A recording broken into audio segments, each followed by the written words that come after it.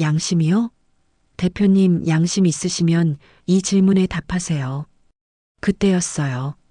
하윤은 목에 걸고 있던 목걸이를 천천히 벗어 회의실 테이블 위에 올려놓았습니다. 펜던트가 형광등 불빛 아래서 황동빛으로 반짝였어요.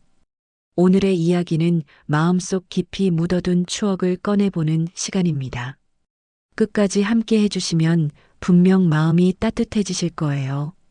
구독과 좋아요는 무료지만 버튼 한 번만 눌러주시면 큰 힘이 됩니다. 장안동의 아침은 늘 분식 냄새로 시작됐습니다. 참기름열에 김을 살짝 구워 올려놓으면 김밥 김의 고소함이 골목 사이로 번져나가 지나가는 사람들의 발걸음을 멈추게 했어요. 그 냄새는 20년 넘게 이 동네를 지켜온 향기였습니다. 오미자 55. 진미김밥이라는 프랜차이즈를 영호점부터 114호점까지 끌어올린 사람이었어요. 그녀의 사무실은 본사 3층 구석, 빛바랜 흑칠 책상 하나가 전부인 작은 회의실이었습니다. 책상 위 유리판 아래에는 1998년 당시 부도 공고가 찍힌 신문 조각이 눌려 있었어요. 그 옆엔 얇게 접힌 베넷 저고리 사진 한 장. 미자는 그 사진을 볼 때마다 가슴 한쪽이 시큰하게 아파왔습니다. 오늘은 본사 주방 표준화 점검부터 하고 오후엔 을지로 7호점 가맹계약 재협상이 있어. 미자는 흐릿한 폴더폰을 만지작거리다 문득 멈췄어요. 외환위기 때 남편이 떠나던 날이 스쳤습니다. 분식집 뒷골목에서 혼자 우유 한 통 들고 울던 자기 모습, 그리고 생후 6개월 된 딸. 금방 데리러 올게. 그 약속은 빚쟁이들의 발소리와 함께 먼지가 되어 바람에 날아가 버렸어요. 지키지 못한 약속은 25년이 지난 지금까지도 미자의 가슴을 짓눌렀습니다. 그날 오전 총무가 숨을 헐떡이며 뛰어들어왔습니다. 이사님, 본사 앞에서 누가 생방송 중이에요. 이사님 욕하면서요. 조회수가 순식간에 만 단위로 올라가고 있어요. 미자는 천천히 창밖을 내다봤습니다. 깃발처럼 휘날리는 셀카봉 뒤로 20대 중반쯤 되어 보이는 여자가 서 있었어요. 새까맣게 물들인 포니테일 머리, 단호한 눈빛. 화면 속 자막에는 이렇게 쓰여 있었습니다. 분노의 한임 라이브 갑질 프랜차이즈 본사장. 오늘 제대로 까발립니다. 미자는 설명할 수 없는 낯설음을 느꼈어요. 저 눈매가 어쩐지 익숙했습니다. 어쩐지 닮았다. 그런데 누구를요? 미자는 스스로에게 물었지만 답은 나오지 않았어요. 목소리가 입속에서 부서져 버렸습니다. 본사 앞 인도엔 깔개 대신 박스가 깔렸고 젊은 PD 둘이 드론을 띄우고 있었습니다. 여자는 카메라를 정면으로 잡고 또박또박 말했어요. 여러분, 저렴하게 파는 김밥 뒤에는 본사의 착취가 있어요. 원가는 상승하는데 납품 단가는 올려주지 않으면서 가맹비만 올리는 구조거든요. 그래서 오늘 본사 대표 나오라 합니다. 문구는 자극적이었지만 단어 선택은 정제되어 있었습니다. 흥분 대신 차가움이 묻은 목소리였어요. 시청자 수는 3만 명을 넘겼고 채팅창이 불타올랐습니다. 악플과 응원이 뒤섞여 화면을 채웠어요. 보도자료 대응을 고민하던 미자에게 오래된 격리 과장이 조심스레 속삭였습니다. 이사님, 저 아이 목에 건 목걸이 보셨어요? 황동빛으로 빛나는 얇은 펜던트였습니다. 네모난 판에 새겨진 날짜 1999년 1월 22일. 미자는 가슴을 움켜쥐었어요. 그 날짜 설마 입양 서류에 처음 찍힌 딸의 입양 확정일이었습니다. 몇 번이나 머릿속에서 지우려 했지만 절대 지워지지 않던 숫자. 그 숫자가 지금 저 여자의 목에 걸려 있었어요. 여자는 본사 자동문 앞까지 다가왔습니다. 대표님, 숨어 계실 건가요? 가맹점 사장님들이 흘린 땀으로 운영되는 본사를 말이에요. 딸기처럼 붉어진 채팅창이 화면을 덮었습니다. 그때 미자가 문을 열었어요. 천천히 그러나 단호하게. 제가 이사입니다. 대표 대행을 맡고 있고요. 이야기합시다. 여자의 눈빛이 번쩍였습니다. 마침 잘 됐네요. 제 이름은 하윤이에요. 채널 분노의 한입 운영자입니다. 말끝에 미세한 떨림이 있었어요. 미자는 그 떨림을 오래전 첫 울음을 닮았다고 생각했습니다. 25년 전 그날 밤 아기가 처음 울던 그 떨림. 미자의 손이 문틀을 꽉 쥐었습니다. 두 사람의 시선이 공중에서 얽혔어요. 서로를 알아보는 것 같으면서도 동시에 전혀 모르는 사람을 보는 것 같은 묘한 순간이었습니다. 본사 직원들은 숨을 죽이고 지켜봤어요. 카메라의 붉은 불빛만이 깜빡이며 이 모든 순간을 기록하고 있었습니다. 본사 앞 인도에는 깔개 대신 박스가 깔렸고 젊은 PD 둘이 드론을 띄워 올렸습니다. 하윤은 카메라 앵글을 다시 잡으며 숨을 고르고 있었어요. 미자와 마주 선 순간 하윤의 심장은 예상보다 빠르게 뛰었습니다. 계획했던 것과 달리 실제로 마주한 미자의 얼굴에는 악덕 프랜차이즈 본사장이라는 이미지와는 다른 무언가가 있었거든요. 회의실로 들어가시죠. 거기서 이야기하는 게 좋겠어요. 미자의 목소리는 낮고 차분했습니다. 하윤은 잠시 망설이다 고개를 끄덕였어요. PD가 손짓으로 괜찮냐고 물었지만 하윤은 괜찮다는 신호를 보냈습니다. 오히려 더 좋았어요. 밀실에서 제대로 된 대화를 나누면 본사의 민낯이 더 적나라하게 드러날 테니까요. 본사 3층 회의실. 카메라 2대가 각도를 잡았습니다. PD가 사인펜으로 페트병을 가리키며 말했어요. 물은 이 브랜드로만 찍어주세요. 하윤이 자리에 앉자마자 질문을 쏟아냈습니다. 단무지 납품단가 동결 왜입니까? 작년부터 원가가 얼마나 올랐는데요. 미자는 준비해온 자료를 펼쳤어요. 작년 4분기까지는 본사에서 일부 보전했어요. 밀가루, 김, 참기름 급등분은 추경 예산으로 처리했고요. 하지만 가맹점은 가격을 올리지 못했죠. 본사 지침 때문 아닙니까? 미자는 깊게 숨을 들이켰습니다. 우리 지침은 고객 가격은 각 점포가 결정한다는 거예요. 다만 권장가와 품질 표준이 있을 뿐이죠. 불이익은 없었어요. 하윤은 준비해온 프린트를 꺼냈습니다. 을지로 7호점 점주 진술이라고 적힌 문서였어요. 오해가 반쯤 섞인 문장들이 눈에 띄었습니다. 실제 규정과 어긋난 부분도 있었지만 하윤은 개의치 않았어요. 지금 중요한 건 진실보다 여론이었으니까요. 그 점주님, 최근에 조리 표준 위반으로 경고받으셨어요. 계란지단 대신 파우더를 쓰셨거든요. 그게 소비자에겐 큰 문제가 아닐 수도 있죠. 미자의 목소리에 힘이 실렸습니다. 맞아요. 다만 우리 브랜드가 지키는 양심이 있어요. 90년대부터 원칙 하나로 버텼거든요. 진짜 계란으로 지단을 붙이고 진짜 참기름으로 김을 굽고 진짜 당근을 볶는 것. 그게 진미김밥의 정체성이에요. 하윤이 비웃듯 미소 지었습니다. 양심이요? 대표님 양심 있으시면 이 질문에 답하세요. 그때였어요. 하윤은 목에 걸고 있던 목걸이를 천천히 벗어 회의실 테이블 위에 올려놓았습니다. 펜던트가 형광등 불빛 아래서 황동빛으로 반짝였어요. 네모난 판에 새겨진 날짜가 또렷했습니다. 1999년 1월 22일. 미자의 손이 전등 끄듯 툭 내려앉았어요. 숨이 목구멍 어디쯤에서 걸렸습니다. 그건 어디서 난 겁니까? 버려진 곳에서요. 아주 예전에요. 하윤의 목소리가 떨렸습니다. 계획했던 것보다 훨씬 더 많이.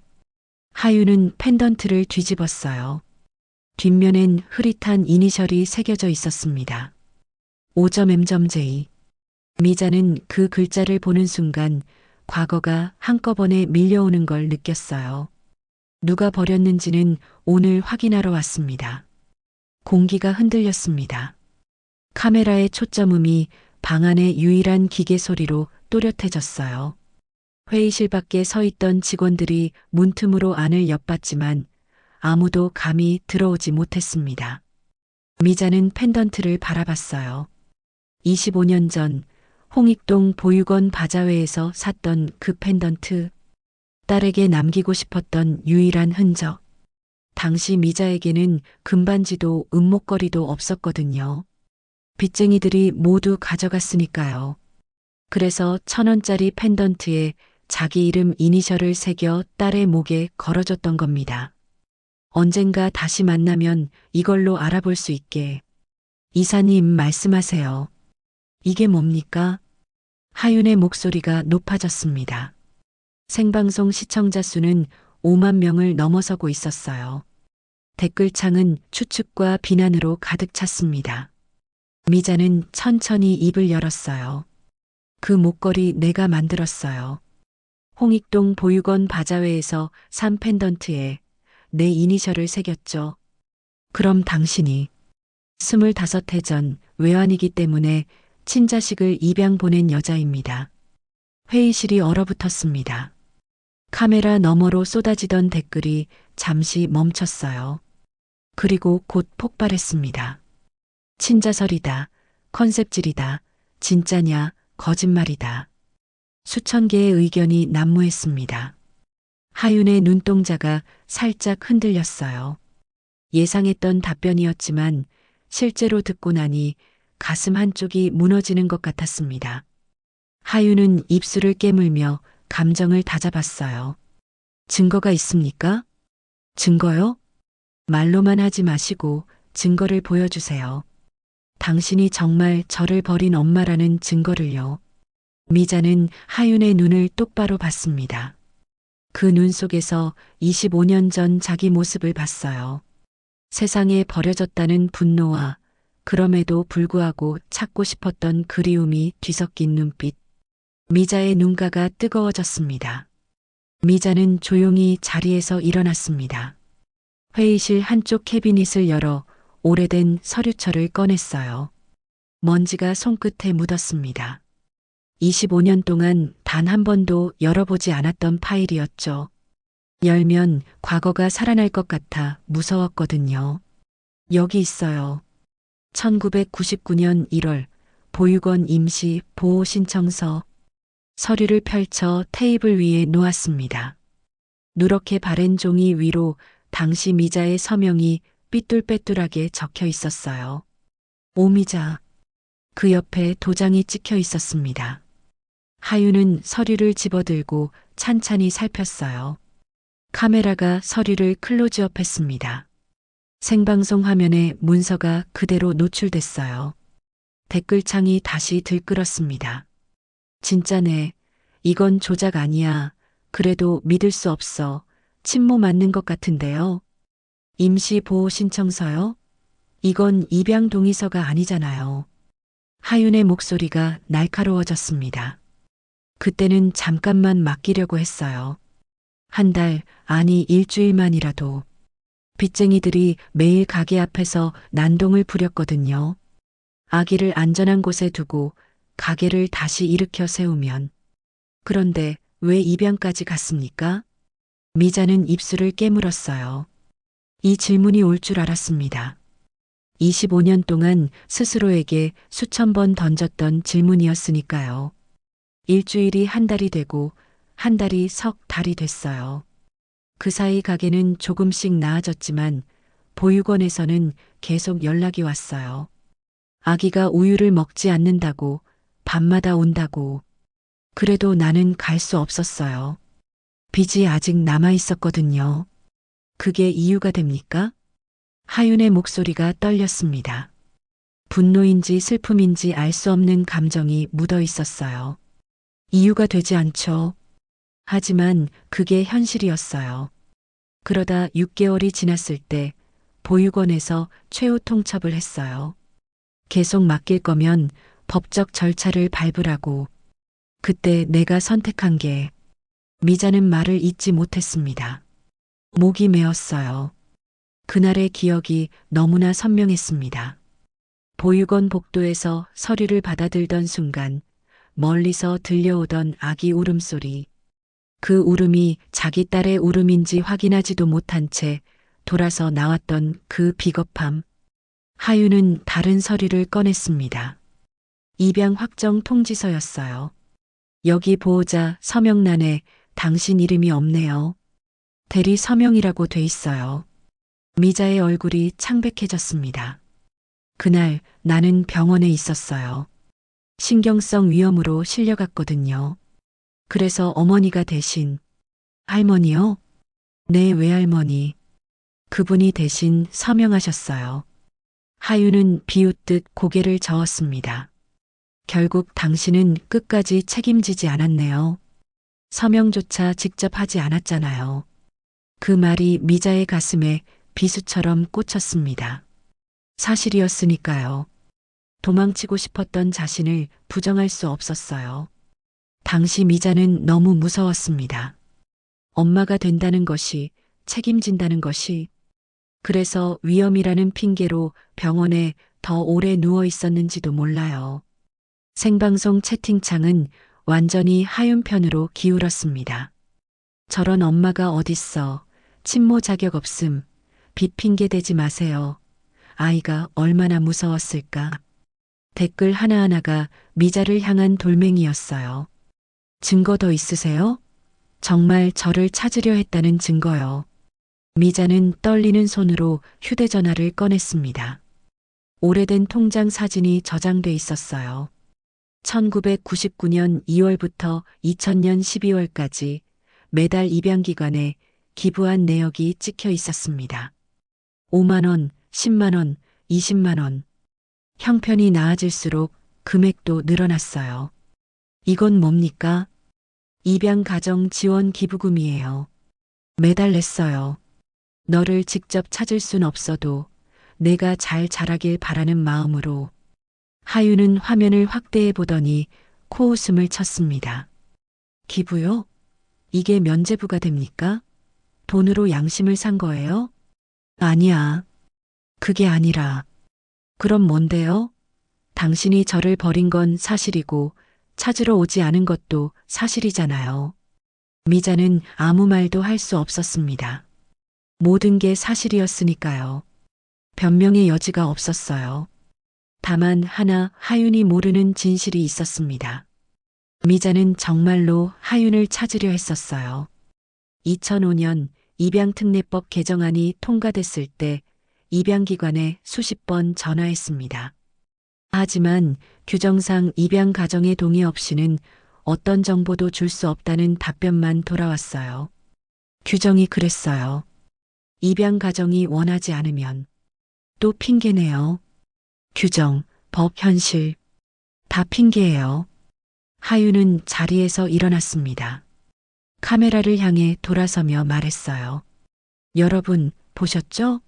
이 사람은 프랜차이즈만 착취하는 게 아니에요. 자기 자식도 버린 사람이에요. 생방송 시청자 수가 10만 명을 넘어섰습니다. 미자는 그 숫자를 보며 모든 게 끝났다고 생각했어요. 생방송이 끝난 건 오후 6시였습니다. 하유는 장비를 챙겨 본사를 나섰어요. 뒤돌아보지 않았습니다.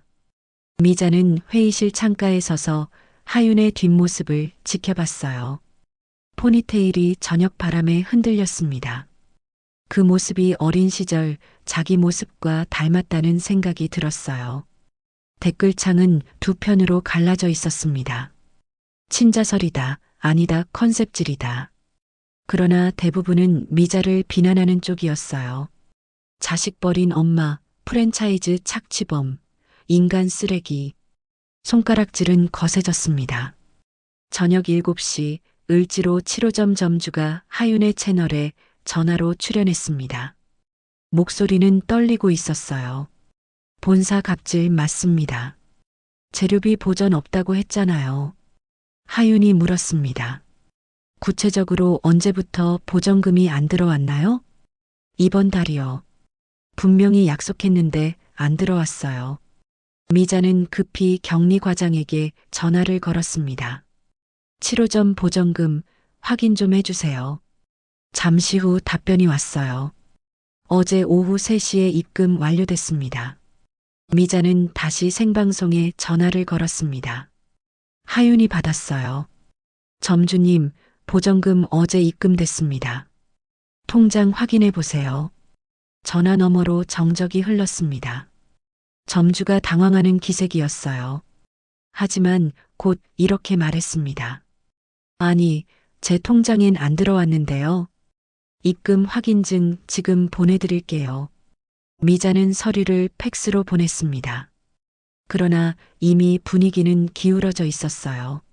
생방송 채팅창에는 본사가 조작한 거 아니냐, 점주님을 믿습니다 같은 댓글이 쏟아졌습니다. 1시간 후 상황은 더 악화됐어요. 누군가 인터넷 커뮤니티에 7호점 점주의 미입금 문자 캡처 화면을 올렸습니다. 통장 잔액 조회 결과였어요. 보전금 입금 내역이 보이지 않았습니다. 역시 본사가 거짓말했네. 오미자, 완전 사기꾼이잖아. 여론은 완전히 미자를 등졌습니다. 본사 앞에는 사람들이 모여들기 시작했어요. 저녁 9시쯤 본사 건물 유리창에 계란이 날아들었습니다. 퍽 소리와 함께 노른자가 유리를 타고 흘러내렸어요. 직원들은 고개를 숙이고 뒷문으로 빠져나갔습니다. 미자는 2층 작은 방으로 몸을 피신했어요. 창업 초기부터 쓰던 방이었습니다. 칠이 벗겨진 벽, 낡은 금고, 오래된 책상. 모든 게 20년 전 그대로였어요. 미자는 금고를 열었습니다. 비밀번호는 딸의 생일이었죠. 010901이. 금고 안에 봉투 하나가 있었습니다. 입양 서류 접수중 사본이었어요. 담당자의 필체로 적힌 메모가 눈에 들어왔습니다. 친모, 다시 데리러 오겠다고 함. 생활 안정시 재상담 안내. 그 메모 아래에 하늘색 메디컬 차트 복사본이 함께 있었어요. 피부 작은 점, 우측 쇄골 아래 1cm 및 B형 혈액형.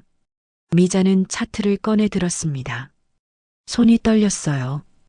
25년 전 출산 직후 간호사가 아기 몸의 특징을 기록해준 문서였습니다.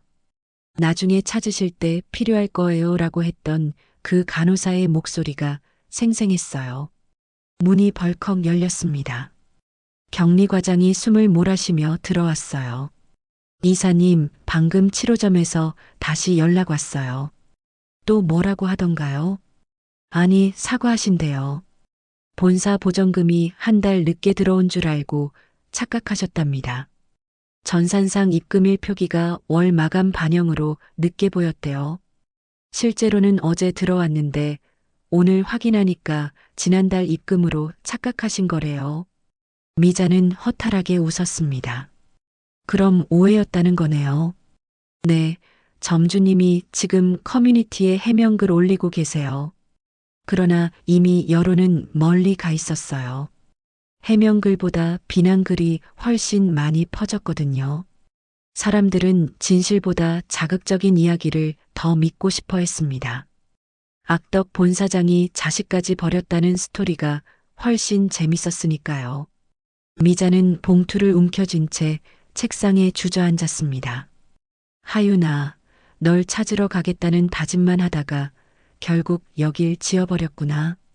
가게가 커질수록 내가 더 멀어지는 느낌이었어. 미자는 메디컬 차트를 다시 펼쳤어요. 우측 쇄골 아래 작은 점.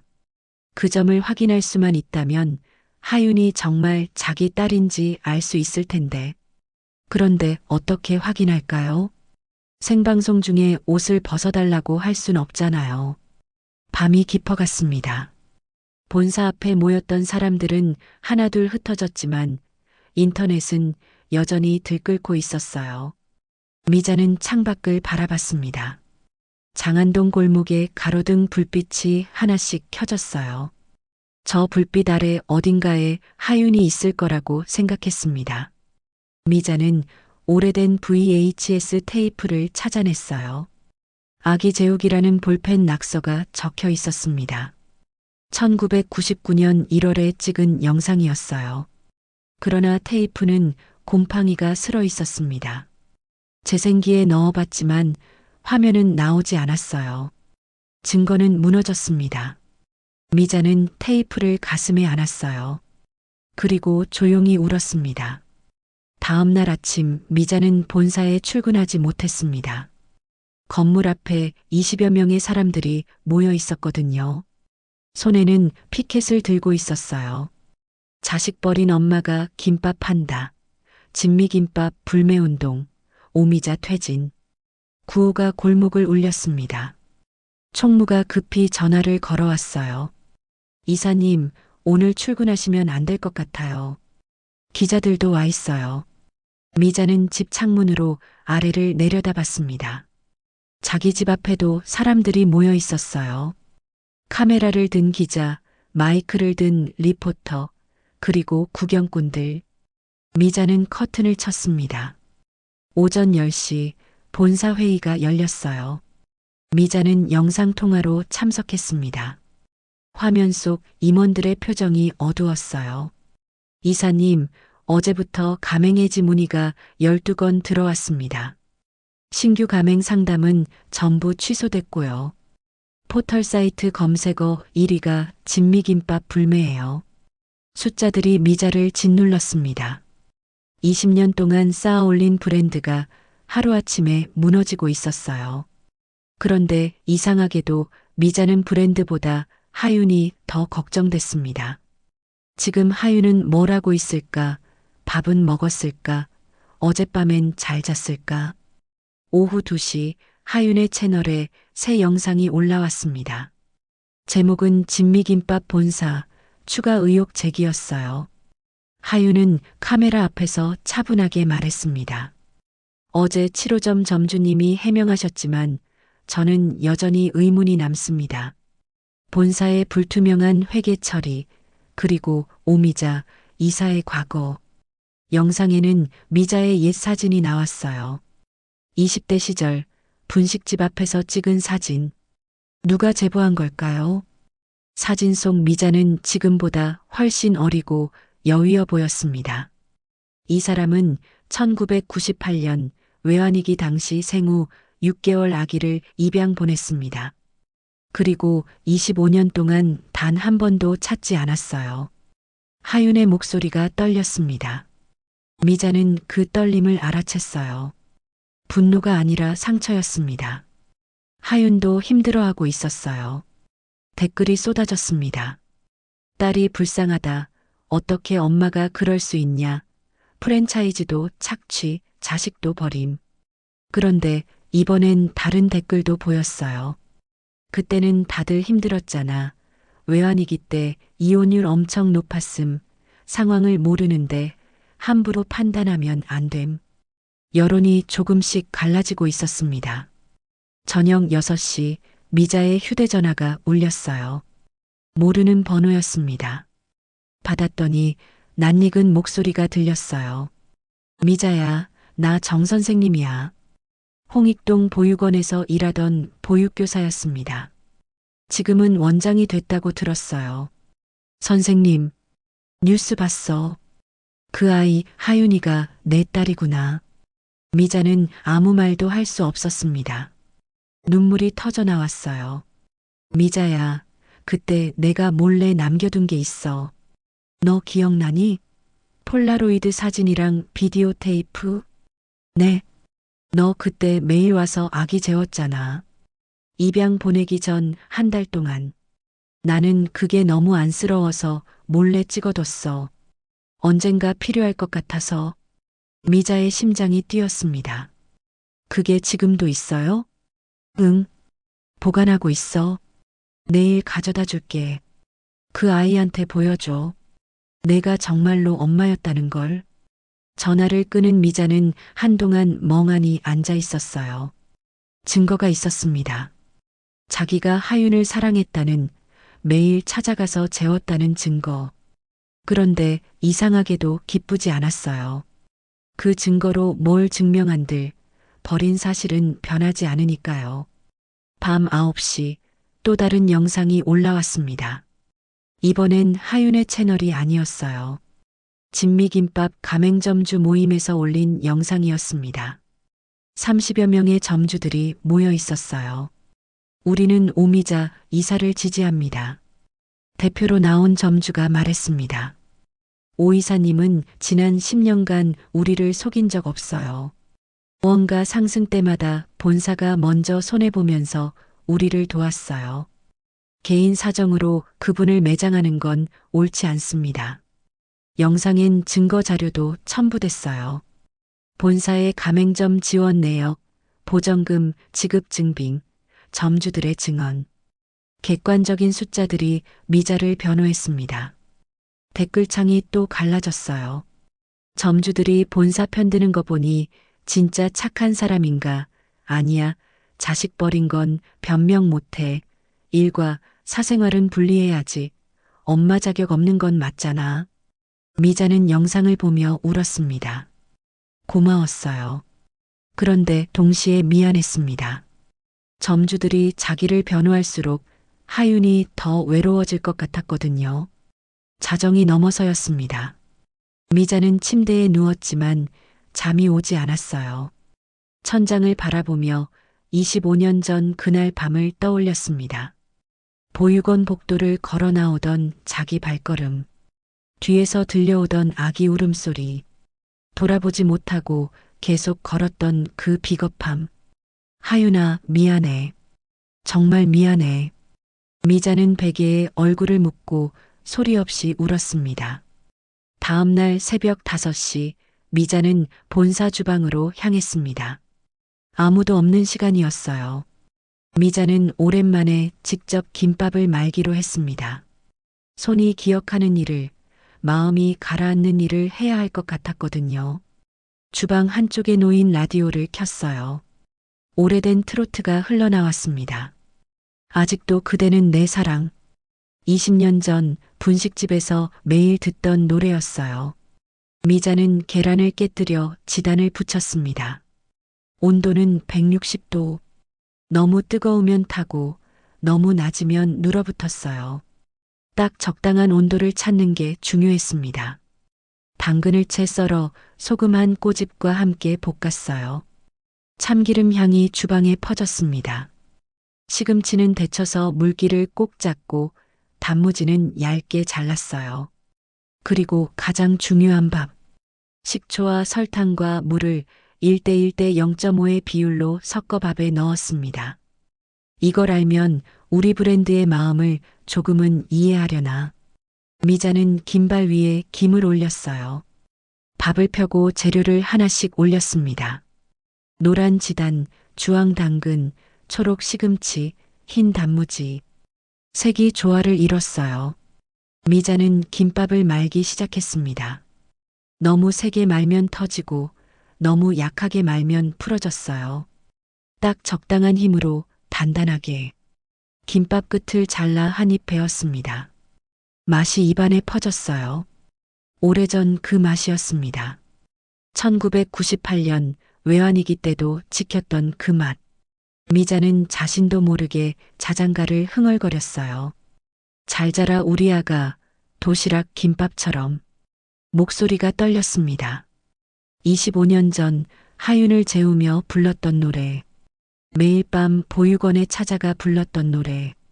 입양 보내기 전 한 달 동안 단 하루도 빠뜨리지 않고 찾아가서 재웠어요. 그게 미자가 할 수 있는 전부였습니다. 문득 주방 유리문 너머로 그림자가 비쳤습니다. 미자는 고개를 들었어요. 하윤이 서 있었습니다. PD도 카메라도 없었어요. 혼자였습니다. 어떻게 여길 알고 왔어요? 문 열려 있더라고요. 하윤은 조심스럽게 주방으로 들어왔습니다. 김밥 냄새가 코를 스쳤어요. 묘하게 익숙한 냄새였습니다. 어디선가 맡아본 것 같은, 그런데 기억나지 않는 냄새. 이번엔 생방송 아니니까 천천히 얘기해요. 미자는 김밥 한 줄을 접시에 담아 하윤 앞에 놓았습니다. 하윤은 김밥을 바라봤어요. 먹지 않았습니다. 어제 못 보여준 증거가 있어요. 미자는 준비해온 봉투를 꺼냈습니다. 하늘색 메디컬 차트였어요. 하윤은 봉투를 받아 펼쳤습니다. 출산 기록, 신생아 특이사항, 그리고 신체 특징. 우측 쇄골 아래 작은 점, 약 1cm 위치. 이건 뭐예요? 내가 태어났을 때 간호사가 기록해준 문서야. 나중에 찾을 때 필요할 거라고 하셨어. 하윤은 문서를 오랫동안 들여다봤어요. 손이 떨렸습니다. 우측 쇄골 아래 작은 점. 하윤은 그 부분을 손끝으로 더듬듯 만졌습니다. 이게 저를 증명한다는 거예요? 그래. 하윤은 천천히 블라우스 단추를 한 칸 풀었습니다. 쇄골이 드러났어요. 그리고 그 아래 정확히 1cm 지점에 작은 점이 있었습니다. 종이 위의 점과 똑같은 크기, 똑같은 위치. 미자는 숨이 멎었어요. 25년 만에 보는 그 점. 출산 직후 간호사가 여기 작은 점이 있네요 라고 말했을 때 미자는 그 점을 손가락으로 살짝 만졌었어요. 이 점이 행운이 되길 바라면서 두 사람의 눈빛이 마주쳤습니다. 다정도 아니고 원망도 아닌 멈춰버린 시간 같은 눈빛이었어요. 하윤의 눈가가 붉어졌습니다. 미자도 마찬가지였어요. 하지만 왜 저를 찾지 않았어요? 하윤의 목소리가 갈라졌습니다. 찾았어.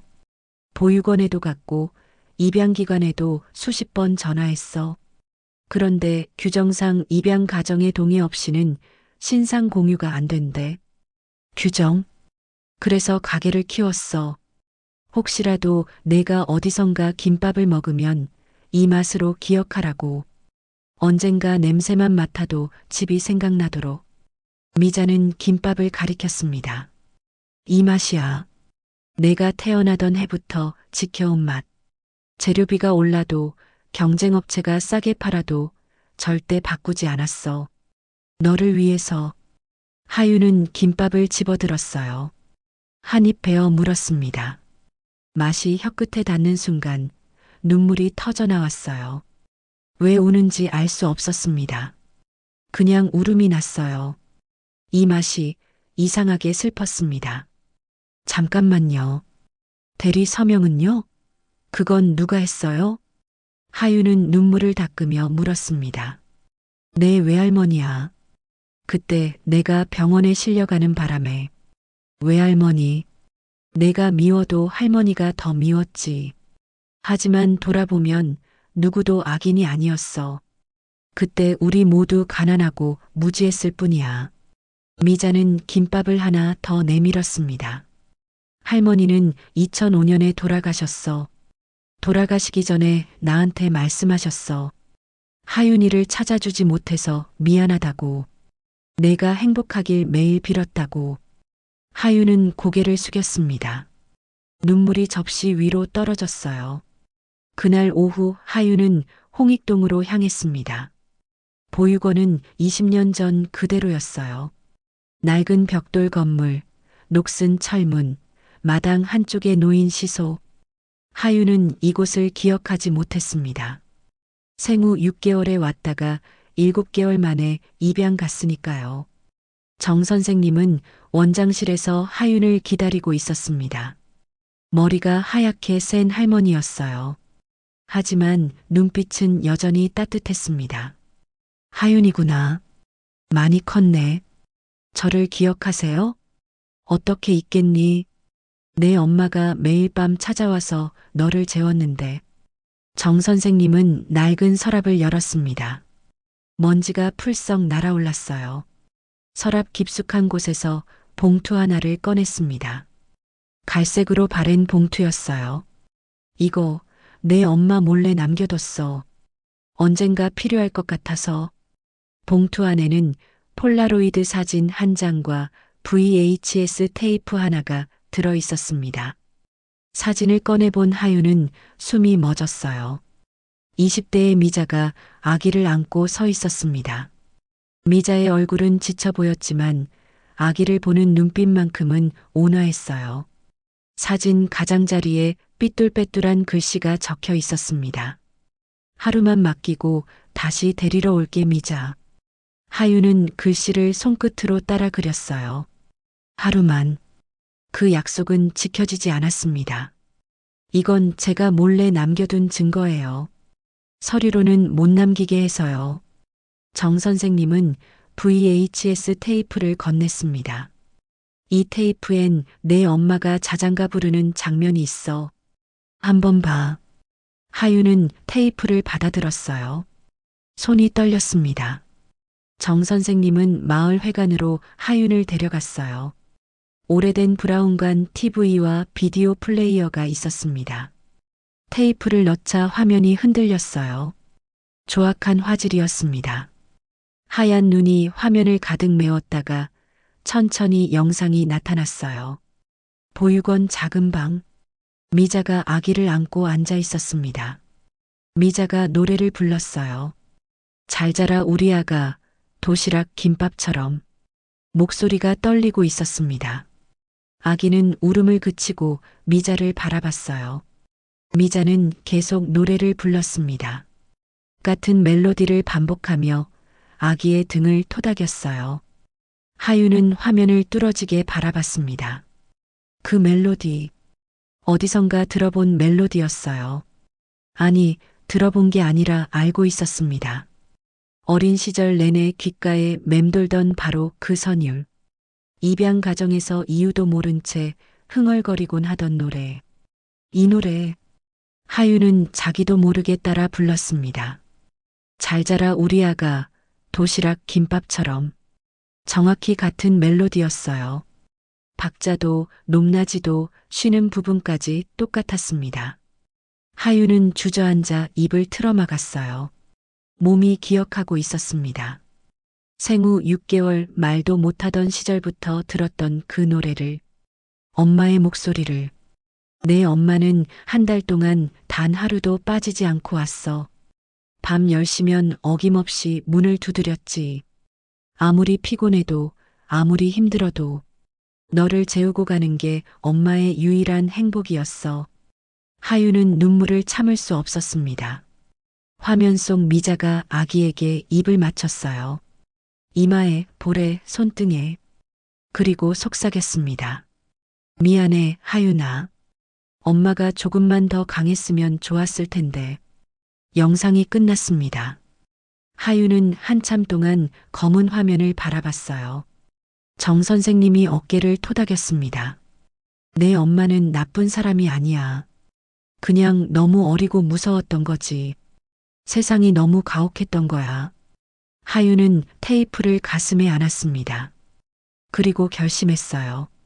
밤 9시 장안동 본사 앞. 하윤은 다시 카메라를 켰습니다. 이번엔 다른 제목이었어요. 분노의 한입 사과합니다. 안녕하세요, 여러분. 저는 지난 사흘 동안 한 사람을 공개적으로 비난했습니다. 진미김밥 본사 오미자 이사님을요. 하윤의 목소리가 떨렸습니다. 그런데 오늘 저는 진실을 알게 됐어요. 제가 섣부른 판단으로 한 사람의 삶을 모욕했다는 걸. 그리고 하윤은 잠시 말을 멈췄어요. 눈물이 흘러내렸습니다. 그분이 제 엄마라는 걸요. 생방송 화면이 눈물로 흔들렸습니다. 시청자 수는 15만 명을 넘어서고 있었어요. 그러나 이번엔 댓글이 조용했습니다. 모두가 숨을 죽이고 지켜보는 듯한 침묵이었어요. 엄마는 저를 버린 게 아니었어요. 그냥 너무 힘들었던 거예요. 25살 혼자 아기를 키우기엔 세상이 너무 가혹했던 거죠. 그래도 엄마는 매일 밤 저를 찾아왔어요. 한 달 동안 단 하루도 빠지지 않고 저를 재우고 가셨어요. 하윤은 카메라를 본사 입구로 돌렸습니다. 엄마, 나와주세요. 제가 잘못했어요. 잠시 후 본사 문이 열렸습니다. 미자가 천천히 걸어 나왔어요. 얼굴이 퉁퉁 부어 있었습니다. 울었던 흔적이 역력했어요. 두 사람의 눈이 마주쳤습니다. 하윤은 셀카봉을 떨어뜨렸어요. 그리고 달려갔습니다. 미자의 품에 안겼어요. 엄마 맞죠? 응, 하윤아. 미안해. 늦게 와서. 미자의 팔이 하윤을 감싸 안았습니다. 25년 만에 안아보는 딸이었어요. 하윤은 미자의 어깨에 얼굴을 묻고 울었습니다. 미자도 울었어요. 둘의 어깨가 오래된 비에 젖은 보도블록처럼 소리 없이 떨렸습니다. 며칠 후 본사 1층 주방에서 공개 간담회가 열렸습니다.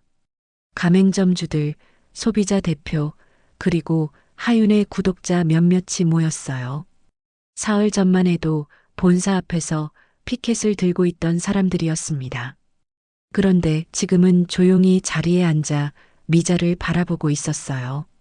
미자는 마이크를 잡았습니다. 손이 떨렸지만 목소리는 단단했어요. 우리는 이번 일을 계기로 원가 상승분 보전 정책을 제도화합니다. 표준화 문서도 모두 공개하겠습니다. 그리고 미자는 옆을 보며 손짓했습니다. 하윤이 앞으로 나왔어요. 카메라를 든 PD가 따라왔습니다. 이분은 분노의 한 입의 하윤 씨입니다. 오늘부터 우리와 함께 공정한 분식 프로젝트를 진행합니다. 소비자 입장에서, 가맹점 입장에서, 본사 입장에서 모두가 이익을 보는 길을 찾겠습니다. 박수가 조심스럽게 일어났어요. 처음엔 듬성듬성했지만 점점 커졌습니다. 을지로 7호점 점주가 일어나 박수를 쳤고 다른 점주들도 따라 일어났어요. 소비자 대표도 구독자들도 일어났습니다. 하윤은 마이크를 건네받았습니다. 저는 분노로 시작했지만 이제는 화해로 나아가고 싶어요. 분노의 한입 채널은 계속 운영하되 새로운 코너를 만들 거예요. 화해의 한 줄, 김밥 한 줄로 사람들을 이어주는 이야기들을요. 미자가 하윤의 손을 잡았습니다. 두 사람의 손이 마이크 위에서 겹쳤어요. 그리고 오늘 진미 장학금을 만듭니다.